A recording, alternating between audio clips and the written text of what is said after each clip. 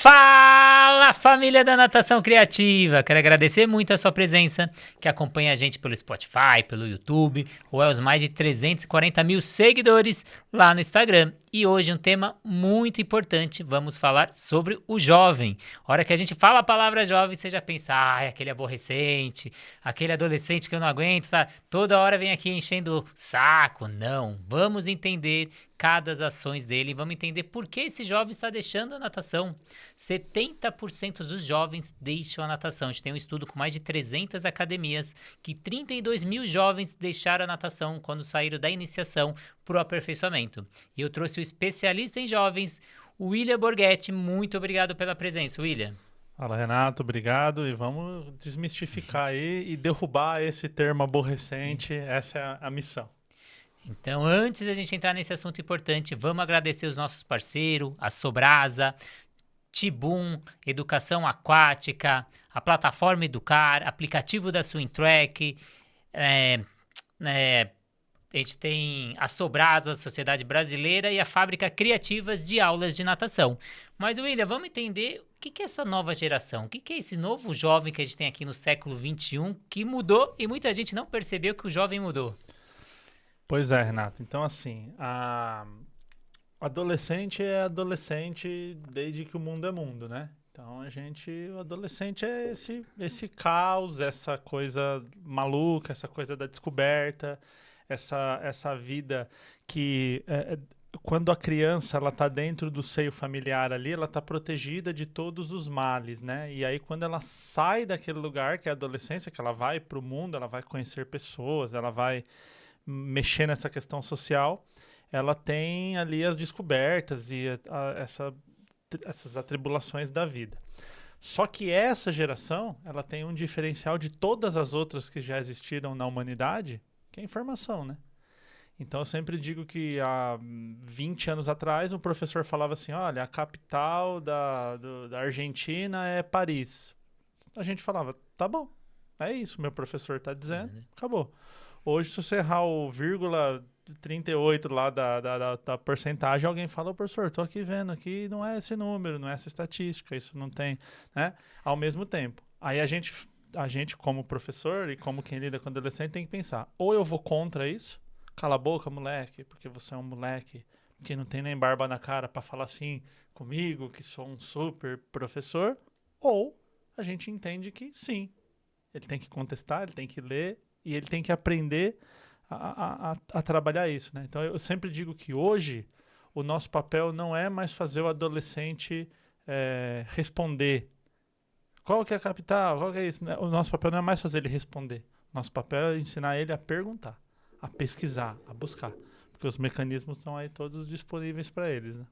Na geração anterior, quem tinha informação tinha o poder. Então, a informação ela não estava presente em todo lugar. Lá na nossa época, a gente tinha que correr lá na biblioteca, na Barça. Hoje, a informação está em todos os lugares. Então, vale não quem tem informação, mas quem sabe utilizar essa informação e conseguir selecionar a informação. Porque também 80% das informações que tem por aí também são errôneas ou não são boas para a gente utilizar. Mas se a gente falar para a gente atrair esses jovens para as atividades, principalmente para a natação, para o esporte, a gente percebe que o jovem ele busca a recompensa, ele busca novas atividades, vivências ao extremo, ele tenta fugir do tédio. Como trazer esse jovem para dentro da nossa atividade, fazendo ele sair desse isolamento? Então, você usou um termo aí que é muito importante, que é a recompensa, né? Então, quando a gente começa a entender a neurobiologia de um adolescente não é uma criança grande e não é um adulto pequeno. Adolescente é um adolescente, é uma fase que é diferente de todas as outras. Uma das características principais que existem na adolescência é que você tem um sistema emocional muito bem formado, que é um sistema que na evolução, em 7 milhões de anos, ele é um sistema mais antigo, que é sistema emocional, raiva, medo. Acho que o filme Divertidamente, que está em alta aí, ele nos dá essa visão, né? Os Divertidamente, quando entra a raiva, quando entra a alegria, quando entra o medo. Então, o adolescente, o que ele é? Ele é alguém que está com um setor emocional bem formado, Só que a gente tem uma outra área, né, que nós chamamos de córtex pré-frontal. O córtex pré-frontal ele é a área que regula, que gerencia, que modula isso daí. Então, às vezes, você está na rua, alguém te fechou, você fala, tô com raiva, vou descer e vou brigar. Aí você lembra, você tem filho, você vai arrumar, alguém filma, eu desço e apanho do cara, o cara tá armado. Aí você faz essa análise em milésimos de segundo e fala assim, quer saber, cara? Eu vou desviar aqui e vou embora. Então, esse momento, quem está fazendo é o córtex pré-frontal, ele está, entre aspas, silenciando o sistema emocional. Qual que é o grande problema? Esse córtex pré-frontal vai ficar pronto de 23 a 25 anos. E isso explica a impulsividade do adolescente. Então, o adolescente, quando ele sente raiva, ele sente... quando o humano, em geral, sente raiva, o adolescente tende a sentir uma cólera, uma raiva muito grande. Quando ele sente medo, é um medo muito grande, um pânico. A tristeza é uma tristeza que afunda. A alegria, ela é um impacto muito grande, ela é uma euforia. E aí, quando a gente fala de sistema de recompensa, ele está dentro desse sistema emocional. Então, quando ele pensa, por exemplo, né? Se eu falo assim para você, Renato, vamos pular 3 andares aqui na piscina para a gente mostrar que a gente é bom? Aí a gente começa a pensar, pô, será que tem um hospital aqui perto? Será que o convênio cobre? Pô, vou ter que trabalhar amanhã, tem isso aqui. Então você começa a fazer um cálculo que não vale a pena fazer aquilo. Pro adolescente, ele pensa, cara, se eu pular do 3º andar, eu vou ser muito... as pessoas vão gostar muito de mim, vão me achar o máximo e tal. Então essa parte burocrática do pensamento não tá lá. Então, a gente tem que pensar que a escola como um todo, sendo a escola de natação ou a escola formal, ela tem que ser um ambiente atrativo que mexa nesse sistema de recompensa. Ser inteligente, saber um esporte, ser bom em alguma coisa, tem que trazer uma recompensa.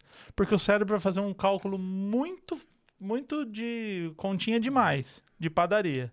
O tanto que eu vou investir de esforço pelo meu resultado. Eu sempre brinco assim, você fala, vamos sair daqui, correr 100 quilômetros agora? Eu falo, mano, tá louco, velho. No meio da rua, né? Pra que eu vou fazer isso? Aí eu falo, tem R$1 milhão esperando a gente lá no destino. Correr 100 quilômetros já parece legal, já parece interessante. Qual que é a diferença de 100 quilômetros com dinheiro e 100 quilômetros sem dinheiro? 100 quilômetros é 100 quilômetros, não muda. Só que ao ter uma boa motivação para fazer isso, eu vou fazer. Qual que é a motivação do jovem? Aceitação social e essa coisa toda de ser alguém importante. Ele está buscando essa identidade, ele está buscando saber quem ele é. Então, os esportes, quando eles trazem essa diferenciação, então ele é alguém respeitado, ele fica mais forte, né? Ele fica melhor fisicamente e tal, ele dá essa recompensa. Então a gente precisa procurar o ponto de recompensa para ter o jovem junto com a gente. E o esporte faz muito isso, né? O pertencimento de um grupo, o pertencimento de um time, a conquista desse time, eu me senti importante para esse time, eu me senti importante para outra pessoa. A gente tem um trunfo muito importante na mão que às vezes a gente deixa de utilizar ou utiliza de forma errônea. Então a gente conseguiu atrair esse jovem, aí a gente vem com uma outra dificuldade, como mantê-lo? Porque também é difícil fazer esse jovem manter por uma atividade por muito tempo, porque ele acaba entrando ali no tédio, não aguento mais, sempre aquela rotina, sempre a mesma coisa. Ou a linguagem também, muitas vezes não é a linguagem que ele está esperando. Perfeito. Vou voltar na raiz neurobiológica para embasar o que a gente está falando, né? Existe um processo no nosso cérebro chamado poda neural. Então, algumas vezes essa poda acontece. O que é uma poda neuronal, né? Falei neural, o termo é neuronal. O que essa poda neuronal faz? Como uma poda de árvore, uma poda que exista em qualquer lugar, o que a gente faz? Quando a gente está plantando uma roseira, eu não quero ter muita rosa. O meu intuito é ter rosas bonitas. Ter um monte mediana não me atende. Eu quero ter rosas bonitas. Então, quando a gente poda uma árvore, um pé de alguma coisa, qual que é o nosso intuito? A seiva que está vindo da terra, ela vai ser distribuída para um monte de florzinha que estão capenga ali. O que eu faço? Eu corto, eu podo essas florzinhas que não estão legais para que aquela seiva se concentre naquelas que estão bonitas. Então, esse é o propósito de se podar algo. O que é a poda neuronal? O nosso cérebro ele pensa assim: aos 2 anos de idade, ocorre ali por 2, 3 anos, ocorre a primeira. Então, para a criança de 2 anos, ela é quantidade no lugar de qualidade. Então, ela já começa a falar, começa a andar, começa não sei o quê. Nada é bom, mas ela já faz um monte de coisa. Tanto que a neurociência chama os 1000 dias. O que são os 1000 dias? As 40 semanas de gestação mais 2 anos. Dá aproximadamente 1000 dias. Que é a parte da nossa vida que a gente mais aprende. É o maior ponto de aprendizado, são nesses lugares. Quando eu chego a partir dos 2 anos, eu vou ter uma poda. O que é essa poda? O cérebro começa a desfazer conexões que não estão sendo utilizadas. E vai fortalecer aquelas que estão sendo utilizadas. Você vê um bom exemplo disso quando a gente tenta aprender outro idioma, ou quando uma pessoa que não foi alfabetizada em português vem para o Brasil. Tem pessoas que moram há 50 anos no Brasil, ela fala oi, você fala, essa pessoa não é daqui. Por quê? Porque a gente aprende esses fonemas ali nesse momento de aprender a falar. Depois vai ter um outro ali, por volta dos 7, 8 anos, que é esse que vai começar a preparar o adolescente para a adolescência, né? A fase da adolescência. O que essa poda tem a ver com motivação? A nossa motivação ela é dada principalmente pelas conexões de dopamina. Então, se eu tenho uma desregulação dopaminérgica, eu tenho uma alteração da minha motivação. Se fosse possível a gente pôr uma seringa e sacar a dopamina de uma pessoa, automaticamente ela entraria em estado depressivo, né? Outros transtornos, outras doenças estão envolvidas com a dopamina, mas falando de motivação. Então, a motivação está muito ligada a isso. Essa fase são desconectadas as sinapses, as conexões, as conversas entre os neurônios são eliminadas para que sejam dadas novas motivações. Uma vez que a natureza pensa assim, se eu mantiver essa pessoa achando que bonequinha e na casa da vovó é legal, essa criança não vai evoluir para o que ela precisa. Agora, qual que é a prioridade? É ser aceito socialmente, é reproduzir. Então, toda a questão de reprodutiva ali, ela está ligada com esse ponto. Então, eu tenho automaticamente, na média dos adolescentes, um tédio. Então, o adolescente ele é entediado por quê? O limiar, né? O limiar é um termo que a gente usa que é a hora que bate, ele ativa. Então, o limiar de uma criança é muito baixinho. Eu falo, vamos ali fora ver o cachorro? A criança, o cachorro. Ela fica muito feliz. Você fala assim, o adolescente é bobo. E tem que ser na natureza, porque agora ele precisa buscar coisas novas. Então, o limiar está no alto. Então, se eu continuar naquela coisa, pega a pranchinha, bate o pezinho, não sei o quê, acabei com o adolescente. Tanto que qual que é o grande problema na fase da adolescência? Vício. Porque o que a droga, o álcool, o vape, essa coisa toda faz? Ele bate no limiar lá no alto.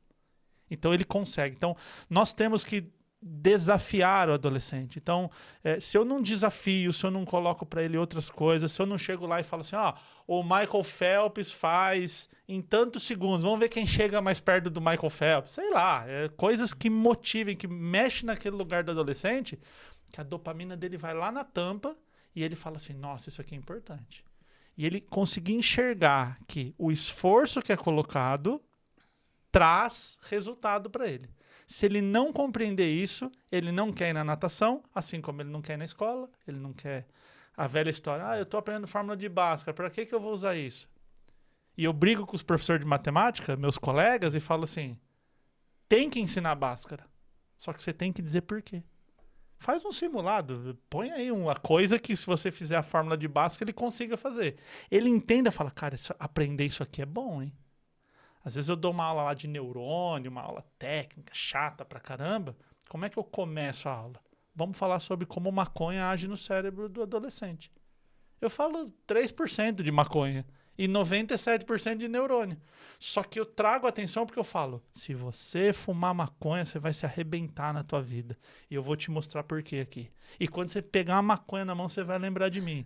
E os moleques falam, é mesmo? E não sei o quê. Então, se você fala de pornografia, maconha, é o jeito que eles se mexem, né? E ali você vem e bota técnica. Mas se ficar naquele Ah, vamos fazer, vamos decorar, vamos pegar a pranchinha, bater o pezinho. Você falou para mim a porcentagem? 70? 70%, 32 mil jovens. Tá aí. Tá aí o resultado Né? do porquê que a coisa não funciona. E aí a gente entra com a natação criativa, né? Então você ser criativo nas suas aulas, sair além dos 4 nados, trazer exercícios novos, inovadores, que surpreendam o seu aluno a cada dia. Então a gente tem um trunfo na mão, como a gente conversou até agora. Atrair o jovem, a gente tem um trunfo ali da recompensa. Manter o jovem é só a gente variar e fazer ele ter esse pertencimento no grupo. Então a gente tem a faca e o queijo na mão, e só que esse jovem está saindo da piscina. Então, algo para a gente refletir. E você comentou muito dessas podas neurais, dessa evolução do jovem. Então, quando a gente chega lá no jovem, a gente fala, ele não tem autonomia, ele é egoísta, ele não tem independência, não faz nada sozinho. Só que a gente tem que perceber que isso é reflexo lá de trás. Eu queria que você falasse um pouquinho disso. Que o jovem é o que a gente constrói na infância. Porque na infância, às vezes, a gente não tem muita paciência, deixa a criança fazer o que quer, deixa isso, deixa aquilo. Mas a real é que o jovem é reflexo da sua infância. Com toda certeza. E assim, né? Eu trabalho com um método, eu criei um método quando eu converso com os pais de adolescentes e com os professores, que é um método que eu chamo de método ALI. Amor, limite e estímulo, né? Amor e limite é muito fácil de entender. Né? Você fala criar com amor, amar e daquela coisa e botar os limites quando precisar. O estímulo aqui nesse ponto é uma coisa que assim, você precisa estimular a independência. Qual que é o grande problema aqui? Muitas vezes o pai, a mãe e até mesmo o professor, ele às vezes de forma até que ele não tem consciência, ele tem medo de dar independência àquele adolescente, porque se ele tiver independência, ele não precisa mais de mim. Então imagina, eu ensino esse aluno aqui, ele faz sozinho e não precisa mais de mim, como é que eu vou ficar? Então, o estímulo, ele é muito importante e também o adolescente, ele está num momento que ele precisa entender que ele pode fazer o que ele quiser, desde que ele assuma as consequências. Ele entenda que quanto mais eu aumento a liberdade, mais eu aumento a responsabilidade.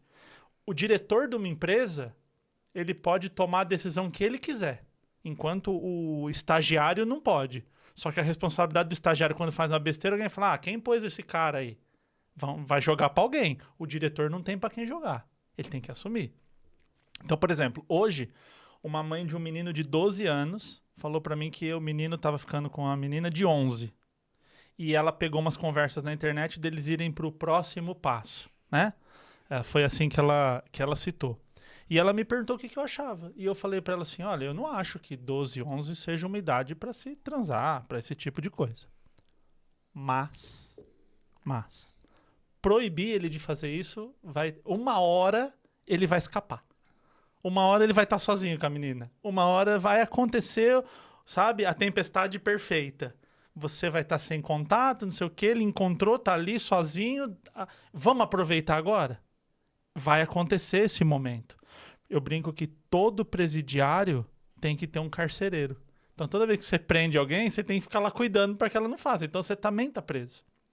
Então eu falei para ela assim, o que você precisa fazer é conscientizar esse adolescente do que ele precisa. Porque lá na hora que ele estiver sozinho, só tem uma coisa que vai frear o comportamento dele. A própria consciência. Não dar mancada, né? Fazer tudo isso daí. Então é o que você falou, que precisa existir um estímulo. Então, por exemplo, eu quero que o meu filho pratique esportes. E você, pai, você, mãe, pratica esporte? Ah, não, esses jovens têm que praticar esporte. Cara, o exemplo arrasta. Então, se eu quero que alguém mude o comportamento, que o ambiente da casa respire aquele comportamento, tenho que mudar. Celular é uma coisa que é falada muito, não sei o que, fazer o que fazer e tal. Eu falo, mas o adulto da casa usa? Se você usa e se você está toda hora no celular, você está ensinando como tem que se comportar. E aqui sem juízo de valor. É só uma coisa de espelhamento. Eu faço e a criança que está perto de mim vai fazer. E o adolescente, a tendência é essa. Leitura. Né? Eu quero que meu filho lê, mas você lê. Eu quero que meu filho estuda, mas você fechou o ensino médio ou fez uma faculdade há 30 anos. Cara, o que você aprendeu na faculdade de 20 anos atrás, de 10 anos atrás, eu vou chutar aqui 70% pode jogar fora. Já mudou. Então eu preciso dar o exemplo e preciso estimular, com a responsabilidade junto. Então, por exemplo, às vezes mães falam, mas aí meu filho ele não sabe lavar roupa. Eu falo, minha senhora, se eu ensinar um macaco a lavar roupa, ele sabe. Que cognição é preciso para pôr a roupa, pôr o sabão, o amaciante e apertar o play e o nível da roupa? Né? Seu filho, deixa eu falar, ele invade site, ele programa celular, ele cata um celular que acabou de ser lançado em 10 minutos, ele tá mexendo. Você acha que ele não sabe lavar roupa? Só que o que às vezes acontece dentro de casa? Principalmente com filhos homens. O moleque não sabe fazer, aí ele faz tudo errado, ele lava a roupa toda errada, aí algum adulto chega e fala assim, você não sabe fazer, deixa que eu faço. Você não sabe fazer, deixa que eu faço. Ele dá lá um sermãozinho, aí o que o adolescente começa a fazer? Entendi. Ele dá um sermãozinho em mim, meu pai, minha mãe, mas ele vai lá e faz. Então é melhor. Imagina eu ir na sua casa e resolver todos os seus problemas, Renato, e te dar 5 minutos de sermão. Você fala, por favor, resolve tudo pra mim. Então, quando a gente chega assim e fala assim, se você não aprender a lavar a sua roupa, você não vai ter roupa pra usar, vai usar roupa repetida. Vai chegar na escola lá cascão. Adolescente que não quer tomar banho, cara, eu escuto muito assim. Eu falo pras mães, deixa sem banho. E aí, a hora que ele sente na escola, vai conversar com a menininha, a menina vai conversar ali com alguém e tal, e tá fedendo, cara, e o adolescente tá com o hormônio torando ali, né? Então a chance disso acontecer é muito alta. Alguém vem e zoa. Aí fala, eu te avisei pra você tomar banho, agora você tá sendo zoado na escola. E aí eu falo, adolescente não ouve, adolescente sente. E aí eu vou pegar duas falas suas. Primeiro é o exemplo. Então, às vezes, tem aquele professor que quando o aluno chega na piscina, você tá com a mão no bolso, ou tá no celular, não faz aquela recepção calorosa, e aí você reclama que o aluno tá sem motivação na sua aula. Então, também a forma que você lida com esse jovem é a forma que ele lida com você. O exemplo, como o William falou, é tudo. E outra parte que você falou foi dessa parte aí que às vezes ele sente o bullying, ele sente essa vergonha. Isso é comum entre os jovens, a coerção, essa exclusão, essa pressão por estar junto com todo mundo. Quando o adulto ele deve intervir nessas ações aí de bullying, coerção, ou quando tem que deixar para o jovem resolver? Eu sempre digo o seguinte, né? A nossa geração tem uma frase que eu escuto muito da galera, dos nossos contemporâneos, que é: na minha época não tinha isso de bullying, não. Na minha época nós zoava o gordão, o cabeção, não sei o que e tal. Eu falo, legal. Você adulto, mais de 30 aí, você hoje não ia aguentar 5 minutos de bullying hoje, em 2024. Sabe por quê? Porque antigamente, se você sofresse um bullying muito forte, tua mãe pegava você da escola do bairro, mudava para uma escola 10 ruas para cima, acabou o seu problema. Outra escola, outras pessoas. O mundo era bairro. O mundo era a rua de cima e a rua de baixo. Hoje, cara, o bullying na internet são milhões de pessoas te fazendo bullying. Pode mudar pra Marte. Só se for pra Marte, pra não ter bullying. Então, o bullying hoje, ele perde a característica de bullying físico, que tinha aquela coisa de arrastar o cara no banheiro, bater. Baixar as calças. Não vai ter isso, só que vai ter o bullying na internet, que pro sistema de proteção do cérebro é a mesma coisa, né? Apanhar fisicamente e apanhar moralmente tem um efeito muito parecido. Então, eu costumo dizer o seguinte, uma vez eu estava dando aula numa escola e uma aluna mudou da Bahia. Ela veio da Bahia e ela entrou assim no meio do ano, então já não teve tempo de adaptação e tudo. E aí essa menina era muito quieta. Muito, muito, muito. E aí um dia, eu falo para os alunos, um dos pontos, às vezes eu tenho que dar 3 pontos durante um semestre. Eu falo, um ponto vai ser quem errar na frente de todo mundo.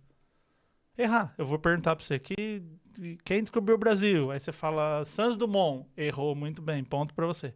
Para você aprender a errar na frente dos outros, que não tem problema, a gente está num ambiente de aprendizado. Você não está aqui para acertar, você está aqui para aprender.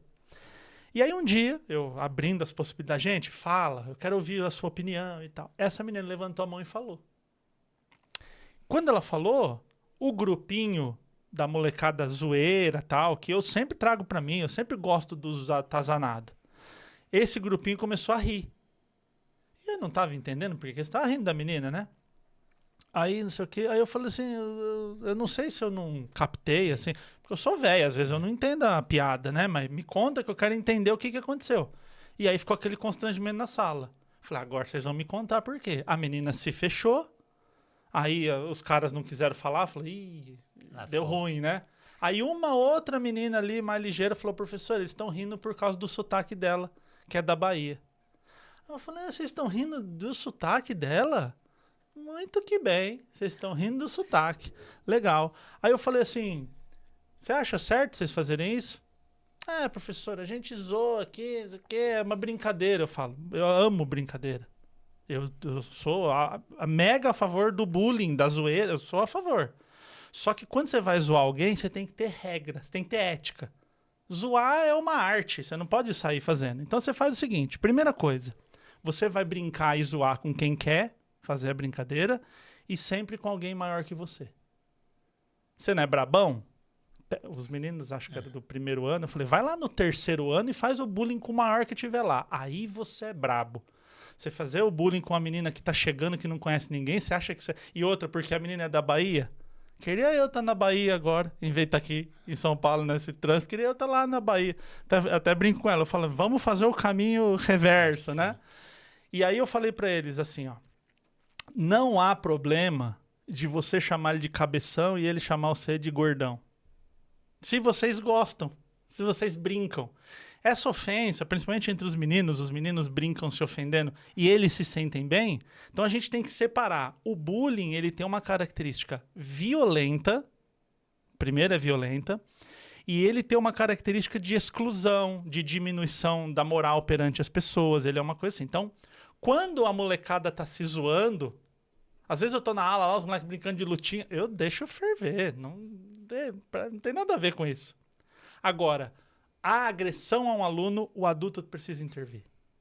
Quando ele percebe que não está sendo legal, ele está fazendo aquilo, está machucando moralmente, como foi o caso que eu acabei de citar aqui. Então, a intervenção ela precisa ser feita quando, entre aspas, passa do limite ou você entende que está sendo feito por alguém que não pode se defender. Né? Agora, a zoeira entre a molecada, os moleques se xingam e não sei o quê. Isso aí... A não ser, né? Tem até um caso que me veio agora. Uma vez os moleques estavam se zoando assim, e aí um pegou e falou assim: seu preto. E o menino preto riu, não achou ruim. Só que aquilo ali é um crime. Aquilo ali é um racismo. E aí eu cheguei e chamei eles. Ah, professor, mas ele não ligou. Eu falei, ele não ligou, mas você está cometendo um crime. Não pode fazer isso. Você acha que isso você rebaixar uma pessoa por causa da cor? Então, é a gente trazer a consciência de falar para ele, falar, tudo bem, você quer se zoar, você zoa, só que aqui dentro desse ambiente eu não vou permitir. E tá errado. Você tá cometendo um crime, você tá rebaixando alguém por causa da cor. Você acha que você é branquinho e é melhor que o outro que é preto. É tipo, tem uma escala de tom. Então, é preciso trazer a consciência, é preciso sempre intervir. Agora, quando estão se zoando entre eles, time e não sei o quê, e moleque tem aquela coisa, brinca com tapa, tem ali um ponto que se você também interferir, você começa a ser o velho chato do rolê, né? Então, soltar a corda um pouquinho, a hora que precisar, você dá um cutuco ali. Então, dicas importantes para vocês, professores aí do lado, que pegam às vezes os alunos que sofrem bullying, saber até onde vocês podem ir. E aí, lá no começo da sua entrevista, você falou um pouco que o jovem tem dificuldade de prever essas consequências danosas, tem essa dificuldade de frear as consequências, ele tem essa impulsividade, onipotência. Como a gente consegue trabalhar essa autonomia e independência que o jovem precisa, mas ao mesmo tempo ele não tem essa noção do limite? Muito bom. De forma resumida aqui, ele precisa sentir o efeito. Ele precisa sentir. Só que tem coisa que não dá pra eu... Por exemplo, usa uma droga lá, e aí você vai ver que é ruim, e aí ele usa, se sente bem, né? Porque droga é feito pra se sentir bem. Aí ele fala, então, esse negócio aqui é legal. Então não dá, esse não dá pra testar. Então tem coisas no dia a dia que eu preciso chegar assim, ó, eu vou te dar a orientação e quem vai tomar a decisão é você. Exemplo, o menino que não quer tomar banho. O outro que não... Uma vez uma mãe veio reclamar comigo o seguinte, tinha um cesto de roupa dentro do banheiro. o filho tirava a roupa para tomar banho e jogava do lado do cesto. A mãe vinha, dava sermão, papapá, pipipi, E colocava. mas pegava e lavava. Eu falei para ela, você reúna a família e diga assim, ó, eu me proponho a lavar roupa de todo mundo. Tá tudo bem. Desde que a roupa esteja no cesto. Roupas que não estão no cesto não serão lavadas.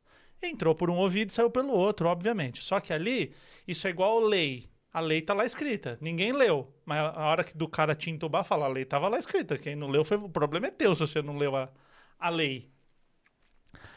Aí continuou jogando fora. Aí eu falei pra ela, você pega, lava a roupa, e a roupa que tá lá no chão, você só chuta pra debaixo do armário lá e vai largando lá. Um belo dia, não tinha camiseta pra... Ô, mãe, preciso ir pra escola, não tem roupa. Claro que tem. Tá cheio lá debaixo do armário da tua...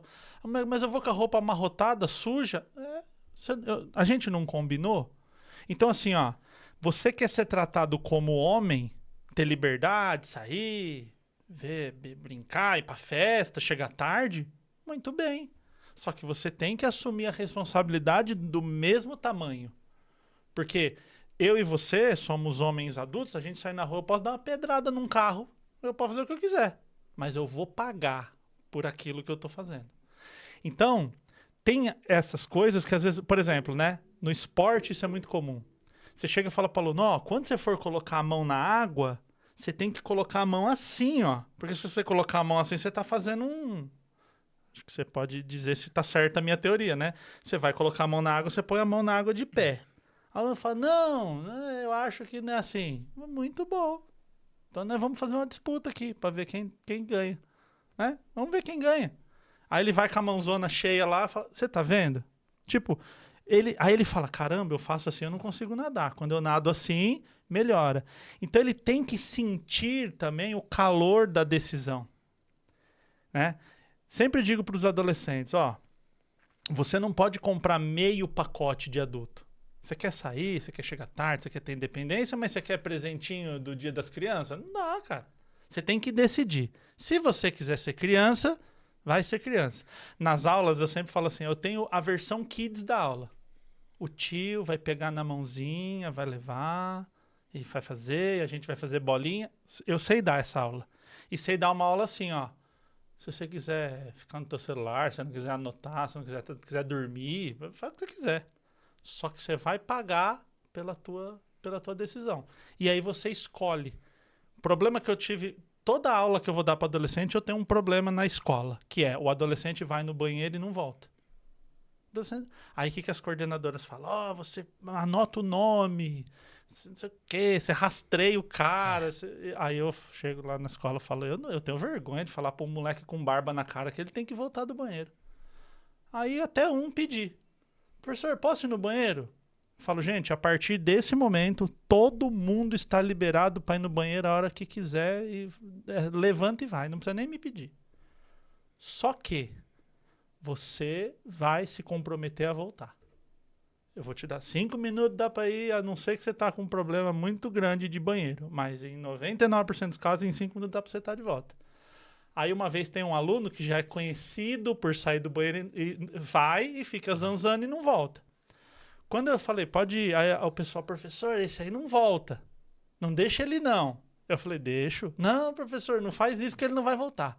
Aí eu peguei ele na porta, fechei a porta pro lado de fora, falei, né, com ele sozinho, sentado na frente da sala e falei, ó, eu tô colocando o meu nome pra você e tá todo mundo falando pra não vir. E eu tô falando que você vai voltar porque você é um homem e você deu a sua palavra pra mim. Mas eles estão falando que eu tô errado. Tá na tua mão dizer quem que tá certo. Ninguém acredita em você, eu tô te dando um voto de confiança. Se você quiser dar rolê e zanzar na escola, você seja homem e fala pra mim assim, ó, professor, não aguento mais essa aula e eu quero ficar rodando. Mas não me enrola. Eu posso contar com você? Professor, pode contar. Já encheu o peitão, né? Entrei e falei pra sala, 5 minutos, pode botar no cronômetro que ele tá aqui. E voltou. Porque perdeu a graça, a rebeldia. E eu falo, mano, pode morar no banheiro, o problema é teu. Você não quer... O que eu tô ensinando aqui é pra tua vida. Se você não quiser assistir a aula, eu não vou ser eu que vou enfiar o conteúdo, assim. Mas assim, você quer que eu cato na sua mãozinha e te levo no banheiro? Imagina, nós dois de mão dada, cara. Aí eu te levando no banheiro, que coisa feia. É, professor, tá maluco? Eu falo, pois então. Eu tô te dando autonomia.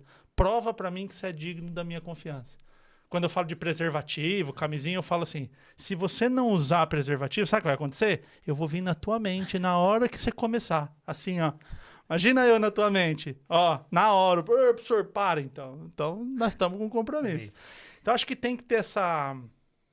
O público adolescente tem que ter essa jogada meio doida. Porque se você for ali a regrinha, a norma, a chance de perder é muito fácil. E a gente vai finalizar como a gente iniciou esse podcast. Qual que é, qual que é o ruim ou as consequências do adulto sempre ter esse estigma aí de tratar o adolescente como aborrecente? Cara, uma coisa é certa, todo adulto já foi adolescente. E se já foi adolescente, sabe como é complexo, como é difícil.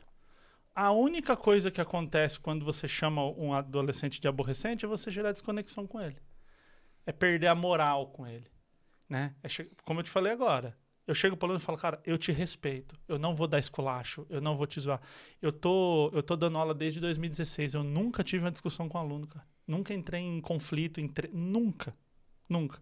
Eu falo, eu vou te respeitar.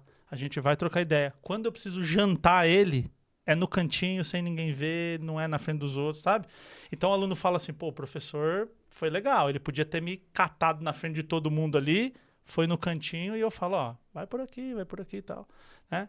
Então, se eu não entendo que ali, às vezes as pessoas falam assim, o meu filho vai ser alguma coisa, eu quero que o meu filho seja alguém. Eu falo, seu filho já é alguém. Tá vivo aí, ó, já é uma identidade. Agora, se eu não respeito essa identidade e eu, como adulto, não entendo que é um processo que ele tá passando, eu fico nessa ideia, aborrecendo, adolescente não quer saber de nada. Você já viu algum ser humano mais engajado que um adolescente quando quer uma coisa? Olha quando tem manifestação, quem tá tomando borrachada da polícia na frente? É um adolescente, nunca é um velho, cara. Os velhos estão tudo lá. Não, vai lá, jovem. Por quê? Porque quando ele entende que há uma ideia, eu apanho da polícia por uma ideia. Então, se a gente respeitar isso, trazer e trocar ideia, e conversar, e orientar, e ser exemplo, funciona bastante. Viu? Então, espero que a gente tenha ajudado aí os professores, pais, quem está aí do outro lado e trabalha com adolescente. Umas dicas para vocês. Tem alguma dúvida, deixa aqui nos comentários. Queria agradecer muito o William, agradecer os nossos parceiros que fazem esse sonho uma realidade. E já te chamar o William para uma próxima entrevista. Você falou aí no meio sobre vícios, sobre drogas, essas consequências que o jovem está procurando. A gente vai falar sobre isso no nosso próximo episódio. Bora, tô dentro. Então, muito obrigado para você que está aí do outro lado e até a próxima entrevista.